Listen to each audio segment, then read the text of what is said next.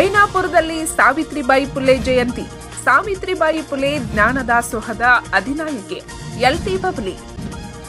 ಸಾವಿತ್ರಿಬಾಯಿ ಪುಲೆ ಅವರು ತಮ್ಮ ಪತಿ ಜ್ಯೋತಿಬಾ ಪುಲೆ ಅವರಿಂದಲೇ ಜ್ಞಾನವನ್ನು ಪಡೆದುಕೊಂಡು ಬಡವರ, ಹಿಂದುಳಿದವರ, ಶೋಷಿತರ ಹಾಗೂ ಮಹಿಳೆಯರಿಗಾಗಿ ಅಸ್ಪೃಶ್ಯರ ಕೇರಿಗಳಿಗೆ ಹೋಗಿ ಅಕ್ಷರ ಜ್ಞಾನವನ್ನು ನೀಡಿದ ದೇಶದ ಪ್ರಥಮ ಮಹಿಳಾ ಶಿಕ್ಷಕಿ ಎನಿಸಿಕೊಂಡು ಜ್ಞಾನದಾಸೋಹದ ಅಧಿನಾಯಕಿಯಾದಳೆಂದು ಮೋಡೆಸಿದ್ದೇಶ್ವರ ಹೈಸ್ಕೂಲ್ನ ಶಿಕ್ಷಕರಾದ ಎಲ್.ಟಿ. ಬಬ್ಲಿ ಹೇಳಿದ್ದಾರೆ.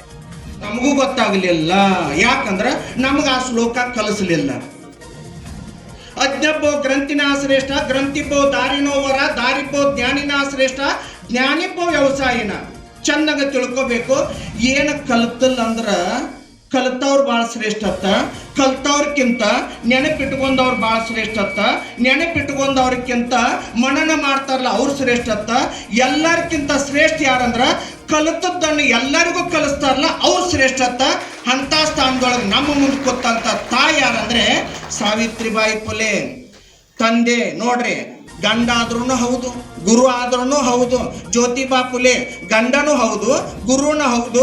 ಅವರಿಂದ ವಿದ್ಯೆಯನ್ನು ಪಡೆದುಕೊಂಡಿರುವಂಥ ತಾಯಿ ನನ್ನ ತಲೆ ಅಟ್ಟ ಉಳಿಬಾರ್ದು, ಇದ್ದಂಥ ಅಕ್ಷರ ಹರಡಬೇಕು, ಜ್ಞಾನ ಜಗತ್ತಿಗೆ ತಿಳಿಬೇಕು ಅಂತ ತಿಳ್ಕೊಂಡು ಎಲ್ಲ ಸಮಾಜದೊಳಗಿರುವಂಥ ಹೆಣ್ಣು ಮಕ್ಕಳನ್ನು, ದೀನರನ್ನು, ದಲಿತರನ್ನು, ಅಸ್ಪೃಶ್ಯರಿಗೆ ಓಣಿ ಒಳಗ, ಕೇರಿ ಒಳಗ ಹೋಗಿ ಅಕ್ಷರದ ಅರಿವು ಮೂಡಿಸಲಿಕ್ಕೆ ಮುಂಚೂಣಿ ಒಳಗೆ ನಿಂತಂಥ ತಾಯಿ ಯಾರಂದ್ರೆ ಈ ಸಾವಿತ್ರಿಬಾಯಿ ಪುಲೆ. ಅಕ್ಷರ ಮೂಡಬೇಕಾಗಿತ್ತರ ಹಂಗ ಮೂಡುದಿಲ್ಲ. ಯಾಕಂದ್ರೆ ಕಷ್ಟ ಎಷ್ಟು ಅನುಭವಿಸಿದರು. ಜ್ಞಾನದಿಂದ ಇಹವು, ಜ್ಞಾನದಿಂದ ಪರವು, ಜ್ಞಾನವಿಲ್ಲದೆ ಸಕಲವು ಹಾಳಾದಂತೆ. ಆದ್ದರಿಂದ ಜಗತ್ತಿನೊಳಗೆ ಜ್ಞಾನಕ್ಕೆ, ಅಕ್ಷರಕ್ಕೆ ಹೆಚ್ಚಿನ ನೆಲೆ, ಹೆಚ್ಚಿನ ಕಲೆ, ಹೆಚ್ಚಿನ ಬೆಲೆ ಕೊಟ್ಟಿರುವಂಥ ಮಾತಾಯಿ ಯಾರಂದ್ರೆ ಈ ಸಾವಿತ್ರಿಬಾಯಿ ಪುಲೆ. ಅದಕ್ಕೆ ಅನಿಸ್ತೈತಿ ನನಗೆ ಭಾಳ ಖುಷಿ ಯಾವುದಂದ್ರೆ ಇಡೀ ಜಗತ್ತ ಬಲೆ ಅನ್ನುವಂಗೆ ಬದುಕಿರುವಂಥ ತಾಯಿ ಸಾವಿತ್ರಿಬಾಯಿ ಪುಲೆ. ಯಾಕಂದ್ರೆ ಅಂತರಂಗವನ್ನು ಆಳಿದ್ಲು. ಯಾರ ಮಾತುಗಳು ತಲೆಗೆ ಬರ್ತಾವಲ್ಲ ಅವು ಹಾರಿ ಹೋಗ್ತಾವತ್ತ, ಯಾರ ಮಾತುಗಳು ಹೃದಯಕ್ಕೆ ಬರ್ತಾವಲ್ಲ ಅವ್ರು ಎಂದೂ ಹೃದಯದಿಂದ ಬಿಟ್ಟು ಹೋಗೋದಿಲ್ಲತ್ತ. ನನ್ನ ತಾಯಿ ನನ್ನ ಹೃದಯದೊಳಗದಾಳು. ಯಾಕಂದ್ರೆ ಅಮ್ಮ ಅಂದಿರುವಂಥ, ಅಪ್ಪ ಅಂದಿರುವಂಥ, ಅಣ್ಣ ಅಂದಿರುವಂಥ ಎಲ್ಲ ಅಕ್ಷರಗಳು ಹುಟ್ಟಿದ್ದು ತಲೆಯಿಂದ ಅಲ್ಲ, ನನ್ನ ಹೃದಯದಿಂದ. ಅಂಥ ಹೃದಯದ ಸಾಮ್ರಾಜ್ಯದ ಅಧಿನಾಯಕಿ ನನ್ನ ಶಿಕ್ಷಕಿ ಯಾರಂದ್ರೆ ಈ ಸಾವಿತ್ರಿಬಾಯಿ ಪುಲೆ. ಯಾಕಂದ್ರೆ ಈ ವಿಚಾರವನ್ನ ನಾವು ಮೊದಲು ಮನಗಾಣಬೇಕಲ್ಲ. ತಾಯಿಗೆ ಎಷ್ಟು ಖರ್ಚು ಕೊಟ್ಟರು ಎಲ್ಲರಿಗೂ ಗೊತ್ತೈತಿ, ಇತಿಹಾಸ ಗೊತ್ತೈತಿ. ಒಂದಾನೊಂದು ಕಾಲದೊಳಗ 1848 ಮೊಟ್ಟ ಮೊದಲನೇದಾಗಿ ಮಕ್ಕಳಿಗಾಗಿ, ಹೆಣ್ಣು ಮಕ್ಕಳಿಗಾಗಿ ಪ್ರೌಢಶಾಲೆಯನ್ನು ತೆಗೆದ್ರ. ಅಹಮದಾಬಾದದೊಳಗೆ ಹೋಗಿ ಶಿಕ್ಷಕ ತರಬೇತಿಯನ್ನು ಪಡೆದುಕೊಂಡಿರುವಂಥ ತಾಯಿ ಬಂದು ಎಲ್ಲರಿಗೂ ಕಲಸಾಕ್ ಹೋದ್ಲಂದ್ರ ಹೋಗುತ್ನ್ಯಾಗ ಉಚ್ಚ ಕುಲದವರು, ಇನ್ನುಳಿದ ಕುಲದವರು ಹೆಂಡಿ ನೀರು ಗೊಜ್ಜುದತಿ, ಮಣ್ಣಿನ ನೀರು ಗೊಜ್ಜುದತಿ, ಹೆಂಡಿ ಉಂಡಿ ಮಾಡಿ ಒಗ್ಯುದತಿ. ಆ ತಾಯಿಗೆ ಎಷ್ಟು ಕಷ್ಟ ಆಗಿರಬಾರ್ದು, ಸಂಕಟ ಆಗಿರಬಾರ್ದು. ಆಕೆ ಕಷ್ಟ ಉಂಡಾಳತ್ತೆ ತಿಳ್ಕೊಂಡು ನಾವೆಲ್ಲರೂ ಎಂದು ಕುರ್ಚಿ ಮೇಲೆ, ನಾವು ವೇದಿಕೆ ಮೇಲೆ ಮಾತಾಡಕ್ಕೆ ಅವಕಾಶ ಆಗಿತ್ತು, ನಿಮಗೆ ಕೇಳಕ್ಕೆ ಅವಕಾಶ ಆಗಿತ್ತು. ಇಲ್ಲಂದ್ರೆ ಉಳ್ಳವರು ಶಿವಾಲಯ ಮಾಡಿಯರು ನಾನೇನು ಮಾಡಲಿ ಬಡವನಯ್ಯ ಮುಗಿದ ಹೋತ. ದೊಡ್ಡವರು ಗುಡಿ ಕಟ್ತಿದ್ರು, ದೊಡ್ಡವ್ರು ಕಳಸ ಇಡ್ತಿದ್ರು, ದೊಡ್ಡವ್ರು ದೊಡ್ಡ ದೊಡ್ಡ ಮಂತ್ರ ಹೇಳ್ತಿದ್ರು. ನಮ್ದು ಮಂತ್ರ ಮುಗಿದ ಮೇಲೆ ಬರೀ ಚಪ್ಪ. ಅವರು ರವಿವಾರ ದಿನಾಂಕ 4ರಂದು ಐನಾಪುರ ಪಟ್ಟಣದಲ್ಲಿ ಮಾಳಿ ಸಮಾಜದ ಬಸವಜ್ಯೋತಿ ಸಭಾಭವನದಲ್ಲಿ ಬಸವಜ್ಯೋತಿ ಪ್ರತಿಷ್ಠಾನದವರು ಹಮ್ಮಿಕೊಂಡ ಸಾವಿತ್ರಿಬಾಯಿ ಪುಲೆ ಅವರ 195ನೇ ಜಯಂತ್ಯೋತ್ಸವ ನಿಮಿತ್ತ ಪ್ರತಿಭಾ ಪುರಸ್ಕಾರ ಸಮಾರಂಭವನ್ನು ಉದ್ಘಾಟಿಸಿ ಮಾತನಾಡುತ್ತಿದ್ದರು. ಹಣ ಇದ್ದವರು, ಅಂತಸ್ತು ಇದ್ದವರು, ಎಷ್ಟೇ ಉನ್ನತ ಅಧಿಕಾರದಲ್ಲಿ ಇದ್ದವರು ದೊಡ್ಡವರಲ್ಲ. ತಮ್ಮ ಜೀವಮಾನವನ್ನು ಗಂಧದಂತೆ ಸವೆಸಿ ಸಮಾಜಕ್ಕಾಗಿ ಸಮರ್ಪಣೆ ಮಾಡಿ ಪುಲೆ ದಂಪತಿಗಳು ದೇಶಕ್ಕೆ, ಜಗತ್ತಿಗೆ ದೊಡ್ಡವರಾದರು. ಆಗಿನ ಸಮಾಜದಲ್ಲಿ ಸಾವಿತ್ರಿಬಾಯಿ ಪುಲೆ ಅವರಿಗೆ ಮೇಲ್ವರ್ಗದವರಿಂದ ಆದ ಅವಮಾನ, ಮಾನಸಿಕ ಹಿಂಸೆ, ಕಿರುಕುಳ ಸಾಕಷ್ಟು ಇದ್ದರೂ ಕೂಡ ಅದನ್ನ ಲೆಕ್ಕಿಸದೆ ಜ್ಞಾನಾರ್ಜನೆಯನ್ನು ಮಾಡಿ ಮಹಿಳೆಯರನ್ನು ಸಮಾಜದ ಮುಖ್ಯವಾಹಿನಿಗೆ ತಂದರು. ಸಾವಿತ್ರಿಬಾಯಿ ಪುಲೆಯವರು ಎಂದು ಆರದ ಜ್ಞಾನಜ್ಯೋತಿಯನ್ನು ಬೆಳಗಿದ್ದರಿಂದ ಇಂದು ದೇಶದಲ್ಲಿ ಸಾಕಷ್ಟು ಮಹಿಳೆಯರು ವಿವಿಧ ಕ್ಷೇತ್ರಗಳಲ್ಲಿ ಗಣನೀಯ ಸೇವೆಯನ್ನು ಸಲ್ಲಿಸಲು ಅನುಕೂಲವಾಯಿತು. ಆಗಿನ ಜನರಲ್ಲಿ ಮೂಢನಂಬಿಕೆ, ಕಂದಾಚಾರ ಹಾಗೂ ಮೌಢ್ಯಗಳನ್ನು ಹೋಗಲಾಡಿಸಲು ಪುಲೆ ದಂಪತಿಗಳು ತಮ್ಮ ಜೀವನವನ್ನೇ ಮೀಸಲಿಟ್ಟರು. ದೇಶದಲ್ಲಿ ಮಹಿಳೆಯರಿಗಾಗಿ ಪ್ರೌಢಶಾಲೆ ಹಾಗೂ ವಸತಿ ಶಾಲೆಗಳನ್ನು ಮೊಟ್ಟ ಮೊದಲಿಗೆ ಆರಂಭಿಸಿದ ಕೀರ್ತಿ ಪುಲೆ ಅವರಿಗೆ ಸಲ್ಲುತ್ತದೆ ಎಂದರು. ಅಂಬೇಡ್ಕರ್ ಒಂದು ಮಾತು ಹೇಳಿದ್ರು, ಓದು ಓದು ಓದು, ಏಕೆಂದರೆ ಜಗತ್ತು ಅಂಜುವುದು ನಿನ್ನ ಓದಿಗೆ ಮಾತ್ರ, ಮತ್ಯಾವುದಕ್ಕೂ ಅಂಜುವುದಿಲ್ಲ. ಓದಬೇಕ, ಸಮಾಜದೊಳಗೆ ಇರುವಂತ ಮಕ್ಕಳನ್ನು ಚೆನ್ನಾಗಿ ಓದಿಸ್ಬೇಕ. ಯಾಕಂದ್ರೆ ನಾವು ಕಷ್ಟಪಟ್ಟಿದ್ದನ್ನ ನಮ್ಮ ಮಕ್ಕಳು ಪಡಬಾರ್ದಾಗಿತ್ತಂದ್ರ ಈಗ ಹೆಚ್ಚಿನ ಜ್ಞಾನವನ್ನು ಕೊಡಬೇಕು, ಅಕ್ಷರ ಜ್ಞಾನವನ್ನು ಕೊಡಬೇಕು. ನಮ್ಮ ಮಕ್ಕಳು ಚೆನ್ನಾಗಿ ಓದಬೇಕು. ಓದಿನ ಜೊತೆ ಇನ್ನೊಂದು ಸಂಸ್ಕಾರ ಕಲಿಸ್ಬೇಕು. ಸಂಸ್ಕಾರನ ಹಾಳಾಗಿ ಹೊಂಟೈತಿ. ಈಗೆಲ್ಲ ಏನು ಮಾಡೋದೈತಿ, ಸುಡ್ಲಾರ್ದಂತ ಆಸ್ತಿ ಗಳಿಸಿಬಿಟ್ಟಾರು. ಮಕ್ಕಳು ಮಾತ್ರ ಹೆಂಗ ಮಾಡಿಬಿಟ್ಟಾರಂದ್ರ ಇಡೀ ತಂದೆ ತಾಯಿ ವೈರಿಯಾಗಿ ಹುಟ್ಟಿಬಿಟ್ಟಾರು. ಅದಕ್ಕೆ ನಾವು ಹೇಳ್ತಿದ್ದಲ್ಲ, ತಾಯಿ ಹೇಳ್ತಾಳತ್ತ ಏನಾರ ಮಾಡ್ಬೇಕಾಗಿದ್ದಾರ ನೋಡು. ಜ್ಯೋತಿಬಾ ಫುಲೆ ಹೇಳ್ತಿದ್ರತ್ತ, ಮನೆಗೆ ಬಂದವ್ರಿಗೆ ಅಟ್ ಏನಾರ ಕೊಡಬೇಕು ಕೊಡುನು ರೀ, ನಾವು ಕೊಡುನು. ಯಾಕಂದ್ರೆ ನಾ ಮಾಡಕ್ಕೆ ತಯಾರದನಿ, ನೀವು ತರಕ್ಕೆ ತಯಾರಿದ್ದೀರಿ. ಯಾಕಂದ್ರೆ ಅನ್ನದಾನನೂ ಶ್ರೇಷ್ಠ, ವಿದ್ಯಾದಾನನೂ ಶ್ರೇಷ್ಠ. ಹಸದ ಬಂದವ್ರಿಗೊಂದು ತುಣುಕ ರೊಟ್ಟಿ ಕೊಡೋನು, ಬಾಯಾರಿ ಬಂದವ್ರಿಗೊಂದಿಷ್ಟ ನೀರು ಕೊಡೋನು. ಅಂಥದ್ದು ಕೊಡಾಕ್ ಸದಾ ಸಿದ್ಧಳಾಗಿ ನಿಂತವಳು ಯಾರಂದ್ರೆ ಸಾವಿತ್ರಿಬಾಯಿ ಫುಲೆ. ಅದಕ್ಕೆ ಸತಿಪತಿಗಳು ಒಂದಾದ ಭಕ್ತಿ ಹಿತವಾಗಿಪ್ಪದು ಶಿವಂಗೆ. ಸತಿಪತಿಗಳು ಒಂದಾಗದ ಭಕ್ತಿ ಅಮೃತದಲ್ಲಿ ವಿಷ ಬೆರೆಸದಂತೆ ಕೂಡಲ ಸಂಗಮ ದೇವ. ಅದಕ್ಕೆ ಹೇಳ್ತಲ್ಲ, ಗಂಡ ಹೆಂಡತಿ ಅನ್ನೋದು ಬಂಡಿಗೆ ಆಡ ಗಾಳಿ ಇದ್ದಂಗ. ಆ ಗಾಲಿಗಳು ಸುಗಮವಾಗಿ ಉಳಿದು ಅಂದ್ರ ಅದು ಸಂಸಾರ ಸಸಾರ ಆಗ್ತೈತಿ, ದಡ ಮುಡ್ತೈತಿ, ಒಂದು ಗುರಿಯನ್ನು ಸಾಧಿಸ್ತೈತಿ. ಅಂತ ಸತಿಪತಿಗಳು ಆಗಿ ನಮ್ಮ ನಾಡಿಗೆ ಅಕ್ಷರ ಜ್ಞಾನ, ಅರಿವಿನ ಜ್ಞಾನ ನಮ್ಮ ತಲೆ ಒಳಗ, ನಮ್ಮ ಹೃದಯದೊಳಗೆ ತುಂಬಿರುವಂಥವಳು ಯಾರಂದ್ರೆ ಈ ಸಾವಿತ್ರಿಬಾಯಿ ಫುಲೆ. ಅನ್ನದಾನ ನಮ್ಗೆ ಅನಿಸ್ತಿತ್ತು, ಈಗ ತೊಡೆ ಮಂದಿ ಬೇಡಾಕ್ ಬರ್ತಾರ ಅಂತೇಳಿ ಬಾಗ್ಲ ಹಾಕೋರು ತೊಡೆ ಮಂದಿ ಅದಾರ. ಹೆಂಗಾಗಿ ಬಿಟ್ಟೈತೆ ಅಂದ್ರ ರಗಡ ಐತೆ, ಸುಡ್ಲಾರ್ದಂತ ಆಸ್ತಿ ಐತೆ. ಆದ್ರ ಬೇಡು ಕೈ ಹೆಚ್ಚಾಗ್ಯಾವ, ಕರೆ ನೀಡು ಕೈ ಕಡಿಮೆ ಆಗ್ಯಾವು. ಬೇಡು ಕೈ ಕೆಳಗಿರ್ತತಿ, ನೀಡು ಕೈ ಮ್ಯಾಲ ಇರ್ತತಿ. ನೀಡಿದವ್ರು ಮಾತ್ರ ಜಗತ್ತಿಗೆ ದೊಡ್ಡವರಾಗ್ಯಾರು. ಅವ್ರು ನೀಡ್ಯಾರತ್ತ ತಿಳ್ಕೊಂಡ ಈ ಜಾಗದಾಗ ಬಂದು ಕೂತಾರು. ಒಂದು ಅನ್ನ ನೀಡ್ಯಾರು, ಒಂದು ಅಕ್ಷರ ನೀಡ್ಯಾರು, ಒಂದು ತಲಿ ತುಂಬ್ಸ್ಯಾರು, ಇನ್ನೊಂದು ಹೊಟ್ಟೆ ತುಂಬ್ಸ್ಯಾರು. ಅದಕ್ಕೆ ಹೇಳಬೇಕಲ್ಲ, ಅನ್ನದೊಳಗೆ ಎತ್ತಿದ ಕೈ ಅಂದಾಗ ಇಂಥದ್ದೊಂದು ಸಣ್ಣ ಘಟನೆ ಇರ್ಬೇಕು. ಎಲ್ಲಾ ವಿಷಯದೊಳಗೆ ಬರೀ ಕ್ರಾಂತಿ ತನಕ ನಮ್ಮನ್ನ ಕಡಿಯುವಂತ ಮಂದಿ ಬಾಳದಾರು. ನಾವು ಬದುಕ್ರಿ ಹೆಂಗ ಬದುಕಬೇಕಂತ ತೋರಿಸ್ಕೊಟ್ಟಾಳಂದ್ರ ತಾಯಿ ಹುಲಿ ತರ ಬದುಕಬೇಕು. ನಮ್ಮನ್ನ ನೋಡಿ ಮಂದಿ ಅಂಜಬೇಕ ಹೊರತು ಕುರಿ ತರ ನಾವು ಬಲಿ ಆಗಬಾರ್ದು ಅಂತ ಹೇಳಿದವಳು ಯಾರಂದ್ರ ಈ ತಾಯಿದಾಳು. ಅದಕ್ಕಾಗಿ ಇಂಥವ್ರಿಗೆ ನಾವು ಬೆಲೆ ಕೊಡ್ಬೇಕಲ್ಲ, ನೋಡ್ಬೇಕು. ಅವಾಗ ಎಲ್ಲ ಏನು ಮಾಡ್ತಾರು, ತೆಂಗಿನಕಾಯಿ ಹಾಕೋದೈತಿ, ಕುಂಬಳಕಾಯಿ ಹಾಕೋದೈತಿ. ತಿನ್ನತನಂದ್ರ ಹೊಟ್ಟೆ ಕಡದ ಸೋಡಾ ಹಾಕಿ ನೀರು ಕುಡಿತಾನಂದ್ರ ಯಾರು ಒಂದು ನಿಂಬಿಕಾಯಿ ಕೊಡೋದಿಲ್ಲ. ಸುಮಾರು 10-20 ಓದ ಅಲ್ಲಿ ಹೋಗಿ ಮಗ್ಗಲಿಗೆಟ್ಟು ಬಂದಿರ್ತಾರು. ಒಯ್ಬೇಕಂದ್ರೆ ಹೊಲದ ಜಾಗದಾಗ ಇಟ್ಟಿರ್ತಾರು. ಏನ್ ಮಾಡೋದು ಮತ್ತ? ಅದನ್ನು ಸೂಜಿ ತನ್ಯ, ಕರಿ ದಾರ ತನ್ಯ, ಕರಿ ಅರಿಬಿ ತನ್ಯ ಹೇಳವ್ರು ಎಷ್ಟು ಕೆಟ್ಟಿರ್ಬೋದು. ನಮ್ಮನ್ನ ಹಾಳು ಮಾಡಿದವ್ರು ಇವ್ರ. ಇದನ್ನ ಬ್ಯಾಡದಂತ ನಮ್ಮ ತಾಯಿ, ಇದನ್ನ ಬೇಡ, ಇದರಿಂದ ಜಗತ್ತು ಉದ್ಧಾರ ಆಗೋದಿಲ್ಲ. ಮಾವಿನ ಮಂತ್ರ ಹಾಕಿನಂದ್ರ ಮಾವಿನಕಾಯಿ ದೇವರಾಣಿಗೂ ಬೀಳುವುದಿಲ್ಲ. ನಮ್ಮ ಮಕ್ಕಳಿಗೆ ಕಲಿಸ್ಕೊಡ್ಬೇಕಾಗಿದ್ದು ಕಲ್ಲೋಗಿ ಹತ್ತರೊಳಗೆ ಒಂದಾರ ಕುಂಡಿರ್ತೈತಿ. ಆ ಕಲ್ಲು ಹೋಗಿ ಕಾಯಿಗೆ ಬಿತ್ತರ, ಕಾಯಿ ಬಂದು ಬಾಯಾಗಿ ಬೀಳ್ತೈತಿ. ಅದು ಕಲಿಸ್ಬೇಕು ಹೊರತು ಬರೀ ಮಾಯಿಂಗಿಡ್ದ ಕೆಳಗೆ ಕೂತ ಒಂದು ಮಂತ್ರ ಹೇಳಂದ್ರ ಬಾರಪ್ಪ ಬಾ ತಳಗ ಬೆಳ್ಳ ಕೆಳಗೆ ಬೆಳ್ಳ ಇಲ್ಲ, ನಾವು ಮ್ಯಾಲ ಹೋದ್ರೂ ಅದು ಕೆಳಗೆ ಬೀಳುವುದಿಲ್ಲ. ನಾವು ಮಕ್ಕಳಿಗೆ ಕಲಿಸ್ಬೇಕಾಗಿದ್ದ ಮೌಢ್ಯತೆಯನ್ನು ತೆಗೆದು ಹಾಕಬೇಕು. ಅಮಾಸೆ ಹುಣ್ಣಿಮೆ ಇರ್ಲನ್ನ ಬ್ಯಾಡ ಅನ್ನೋದಿಲ್ಲ.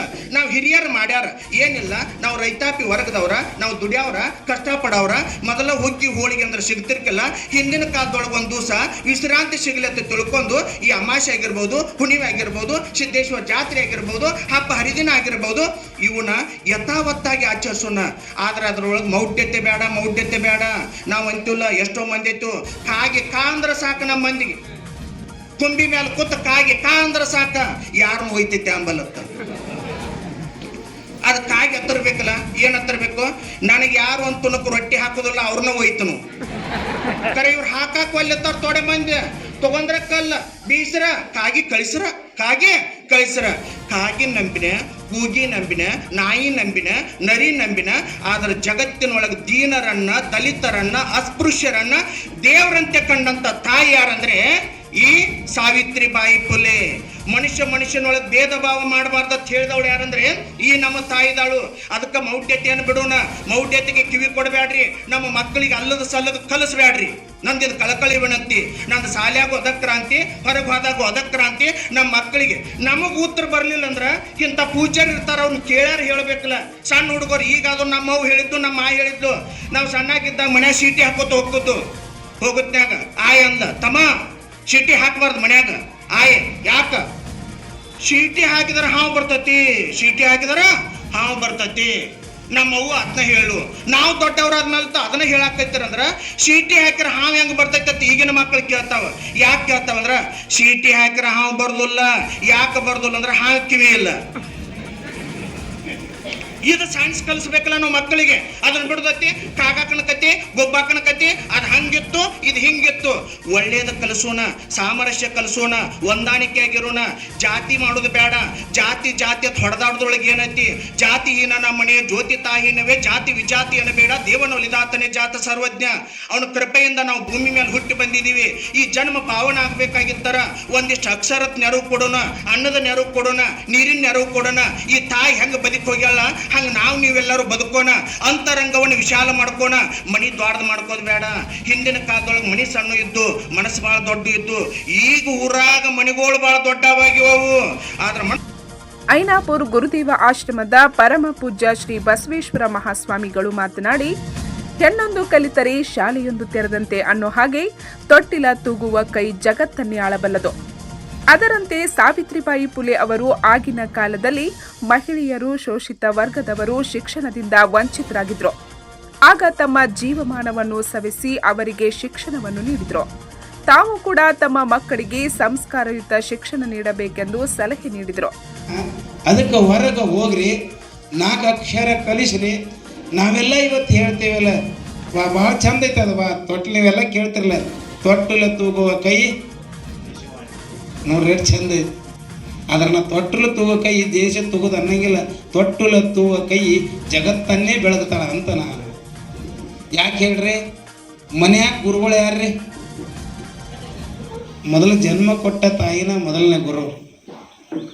ಅವಳು ಹೆಂಗೆ ಕಲಿಸ್ತಾರ ಮಕ್ಳು ಹಂಗೆ ಕಲಿತಾವ. ಅವು ಹೆಂಗೆ ಮಾಡ್ತಾರಲ್ಲ ಹಂಗೆ ಮಾಡ್ತಾರ. ಆದ್ರೆ ನಾವು ತಾಯಿಗೆ ಮೊದಲು ಯಾರು ಗುರು ಅನ್ನಂಗಿಲ್ಲ. ನಾವು ಎಲ್ಲ ಕಲಿತ ಬಳಿಕ ಗುರು ಅಂತೇವಿ.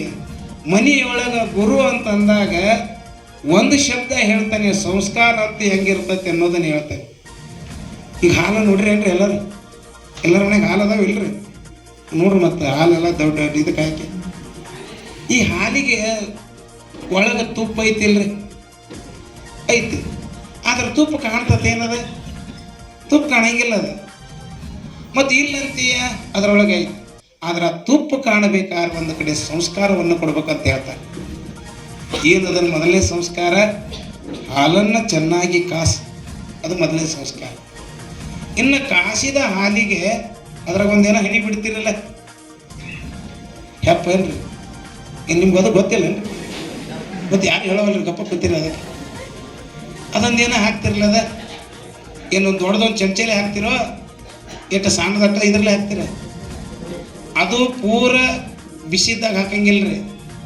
ಅದು ಸ್ವಲ್ಪ ಸುಡ್ತಿರ್ಬೇಕು, ಬಟ್ ಆಡಿರ್ಬೇಕು ಆಟ. ಅದೊಂದು ಸಂಸ್ಕಾರ ಆಯ್ತು.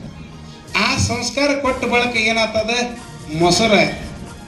ಮೊಸರು ಆದ ಬಳಕ ಮತ್ತೊಂದು ಸಂಸ್ಕಾರ ಕೊಡ್ತಿರ್ಲಿ ಏನ್ರಂದ್ರೆ ಗಡಿಗ್ಯಾಗ ಹಾಕಿ, ಎಷ್ಟು ಚಂದ ಐತೆ. ಗಡಿಗ್ಯಾಗ ಹಾಕಿ ಕಡಿತೀರಿ. ಅದನ್ನು ಕಡ್ದ ಬಳಕ ಅಟ್ಟ ಏನು ಮಾಡ್ತದ? ಒಂದು ಗುಂಡನ್ನು ಹೊಡ್ತಲ್ಲ ಏನ್ರ, ಎಷ್ಟು ಚಂದ ಐತೆ.